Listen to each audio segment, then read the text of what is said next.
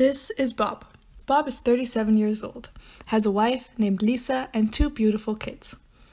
Bob works as an airspace controller, so his job is to make sure that airplanes don't crash.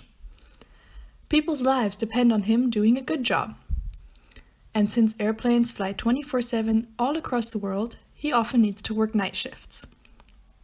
This is where the 24-hour economy comes in. It is a byproduct of the modern society we live in. Because it is more economical to produce, sell, or in this case fly people around the world 24/7, many people need to work at many different times during the day and night. In this short video, we will explain the effects and also the hidden costs of the 24-hour economy.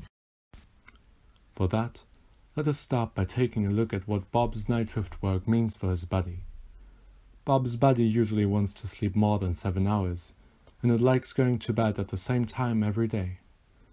When Bob works long into the night and gets up with his children in the morning, he doesn't allow his body its desired regular sleep. Because of that, body functions that regulate, for example, the immune system, blood pressure, memory, or attention cannot work properly. As a result, Bob lives with a higher likelihood to suffer from cancer, heart attacks, Alzheimer's disease.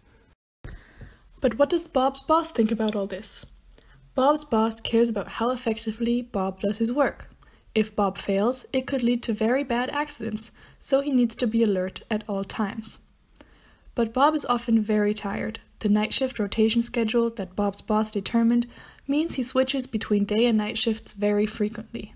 This doesn't allow Bob to adjust properly to his new sleeping schedule.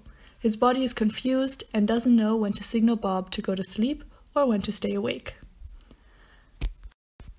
When he is sitting in his comfortable chair in a dark control tower at night, listening to the buzz of the computers and the low static of the radio, he feels his eyes getting droopy all the time.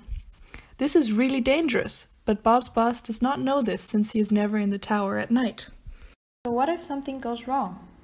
Every year, countries forfeit hundreds of billions of dollars due to insufficient performance. Bob is worried.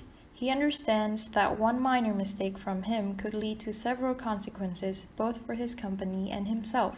His impression of the Exxon Valdez oil spill of 1989 reminds him of what cost can occur if he were to do something wrong. At the end of the day, he does not want to be responsible for a catastrophe of such type, which would involve huge financial costs for his company and even affect the lives of others. Bob has a family. He knows that time is money and that every hour he works will allow him to earn a reasonable profit. But time is also a fixed resource and Bob must choose carefully how to allocate it. A balance between work and home is fundamental for his health. Nonetheless, Bob's boss forces him to work extra hours without prior notice. Bob would have preferred to spend that time at home and feels that he has little time left to dedicate to his family. Additionally, even when at home, he is thinking of work and is extremely tired.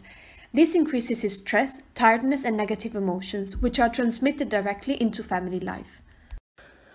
Bob asks his friend, a lawyer, if it isn't forbidden that he works so much at night. He thinks there should be rules about how much and when he can work that his employer has to follow. He needs the money from work, so he can't quit or risk getting fired. His lawyer friend tells him that there are those rules to protect employees. It is a human right to have just and favorable conditions of work, and there are global, European and national laws that limit work hours.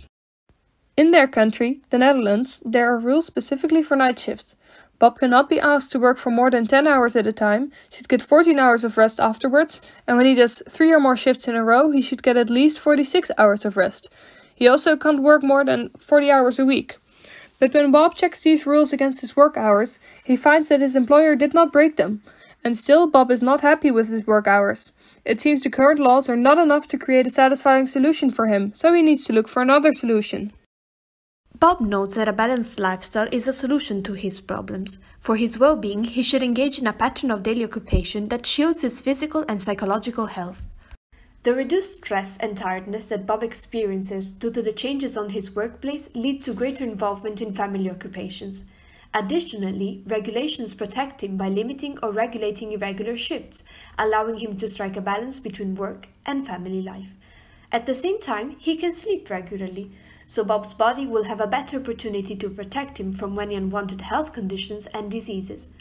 All of this allows Bob to achieve a pattern of occupations that contributes positively to his health and well-being.